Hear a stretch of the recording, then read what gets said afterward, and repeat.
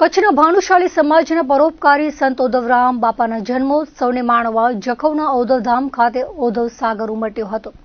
ભારતીય સંસ્કૃતિના જતન અને સનાતન ધર્મના ઉત્થાન કાજે કચ્છમાં અવિરત કાર્યો કરનાર સંત ઓધવરામ બાપાના જન્મોત્સવને માણવા જખૌ ઓધવધામ ખાતે ભાનુશાલી સમાજ અને અન્ય સનાતની સમાજના ભાવિકો ઉમટ્યા હતા।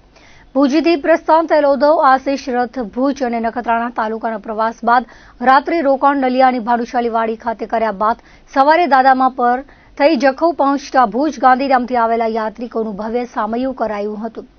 જન્મોત્સવ અને ઓધવધામ જખૌના પાટોત્સવ નિમિત્તે દર વર્ષે યોજાતી શોભાયાત્રા ઓધવરામ મંદિરથી અગ્રણીઓના હસ્તે પ્રસ્થાન કરાવાયા હતા।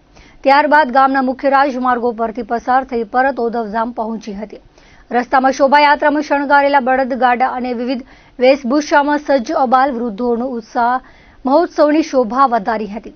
કચ્છ મુંબઈના વિવિધ ભાનુશાલી મહાજન તથા મિત્ર મંડળોએ જખૌ ખાતે આવી ઓધવરામ બાપાના ચરણોમાં શીશ નમાવી આસ્થાપૂર્વક દર્શન કર્યા હતા। બપોરે ભગવાન રામ અને ભગવાન ઓધવરામ બાપાના જન્મોત્સવને ઉમંગભેર ઉજવાયો હતો। મહાપ્રસાદનું પણ આયોજન કરવામાં આવ્યું હતું। જખૌ ભાનુશાલી ચેરિટેબલ ટ્રસ્ટ જખૌ ભાનુશાલી મહાજન દ્વારા કચ્છી ભાનુશાલી દેશ મહાજનના સથવારે દ્વિદિવસીય મહોત્સવનું આયોજન કરાયું હતું। ભાનુશાલી સમાજ સાથે કચ્છના 18 વર્ણના લોકો મહોત્સવને માણવા માટે જખૌ આવતા નાનકડું એવું જખૌ તીર્થધામમાં ફેરવાયા સાથે ઓધવમય બન્યું હતું। કાર્યક્રમમાં ચુસ્ત પોલીસ બંદોબસ્ત Jakhau PSI parole furlough PSI staff તેમજ જીઆરડીએ જાળવ્યું હતું।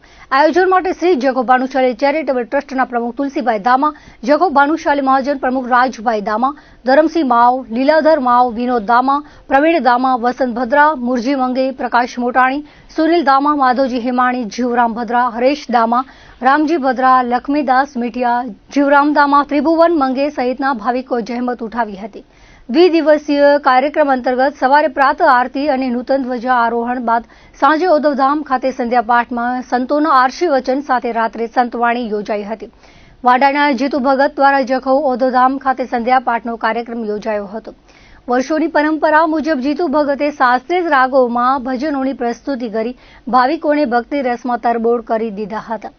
હરિદ્વારના માતાજી રમામાએ તેમના પ્રવચનમાં ઓધવરામના ધામમાં આવવાથી પરમ શાંતિનો અનુભવ થતો હોવાનું જણાવ્યું હતું। રતડિયાના મૃદુલામાએ પરમાત્મા સુધી પહોંચવાના માનવના પ્રયાસમાં અડચણો ગુરુ કૃપાથી દૂર થતું હોવાનું જણાવ્યું હતું। અંજારના વસુમતીબેન, ભક્તિમાં મીરાબેન સહિતના સંતોએ ઉપસ્થિત રહી આશીર્વચન આપ્યા હતા। હાલ વાપી ખાતે કાર્યક્રમમાં ઉપસ્થિત રહેલા કચ્છી સંત હરિદાસજી મહારાજે વર્ચ્યુઅલી ઉપસ્થિત રહી સંધ્યા પાઠ બાદ આશીર્વચન આપ્યા હતા। 1962થી ઓધવધામોની સ્થાપના વાલરામજી મહારાજે શરૂઆત કરાયા બાદ આજે ભારતભરમાં ઓધવધામો ભક્તિ અને સંસ્કાર વારસના કેન્દ્રો બની રહ્યા હોવાનું જણાવ્યું હતું। ગાંધીધામ ખાતે ઓધવધામ માટે કચ્છુદયના મોભી ગંગારામભાઈ ભાનુશાલી ઓધવધામ સ્થાપવા લીધેલી જહેમતને તેમણે બિરદાવી હતી। ઉપસ્થિત સંતોનું શાલ ઓઢાડી પત્રમ પુષ્પમ સન્માન કરાયું હતું। સંધ્યાપાઠમાં કચ્છી ભાનુશાલી સેવા સમાજ ટ્રસ્ટના ઉપપ્રમુખ રણછોડભાઈ નંદા, દેવજી નંદા, કચ્છી ભાનુશાલી દેશ મહાજનના અગ્રણીઓ ગોવિંદ ભાનુશાલી, પ્રજાપતિ બાબુભાઈ ભાનુશાલી સહિત વિવિધ ગામના ભાનુશાલી સમાજના અને અન્ય સમાજોના અગ્રણીઓ ઉપસ્થિત રહ્યા હતા। રાત્રે ભવ્ય સંતવાણી યોજાઈ હતી, જેમાં કલાકારો વસંત ભદ્રા, શૈલેષ મહારાજ, દર્શાબેન ભરડાએ સંતવાણીના સુરો રેલાવી ભાવિકોની વાહવાહ મેળવી હતી। સંતવાણી સંચાલન પ્રભુભાઈ આહિરે એચવી સાઉન્ડના સથવારે ભાવિકોને ઓધવ ભક્તિના ભજનોની મોજ કરાવી હતી। જખૌ ભાનુશાલી ચેરિટેબલ ટ્રસ્ટના પ્રમુખ તુલસીદાસભાઈ દામાએ કાર્યક્રમનું સંચાલન કર્યું હતું। જખૌ ભાનુશાલી મહાજન પ્રમુખ રાજભાઈ દામા, પ્રવીણભાઈ દામા તથા સ્થાનિકના કાર્યકરો અગ્રણીઓ ઉપસ્થિત રહ્યા હતા। છેલ્લા 49 વર્ષથી આ સનાતન મહોત્સવ શ્રી રામ જન્મ મહોત્સવ અને ઓધવરામ જન્મ મહોત્સવ ઉજવાય છે। જખૌમાં સર્વે ભક્તો 18 વર્ણના ભક્તો અહીંયા જખૌ પધારે છે। આજે 26 તારીખે આઠમના દિવસે લગભગ સવારે ધ્વજારોહણ થઈ અને સાંજે સંધ્યાપાઠ સર્વે સંતો મહંતો પધાર્યા, એમના જોડે સંધ્યાપાઠ થયું, 4 ભજન અને સત્સંગ થયો અને હવે રાત્રે સંતવાણીનો કાર્યક્રમ છે। કાલે ભુજથી, ગાંધીધામથી અને યત્ર તત્રથી રથયાત્રાઓ પધારશે।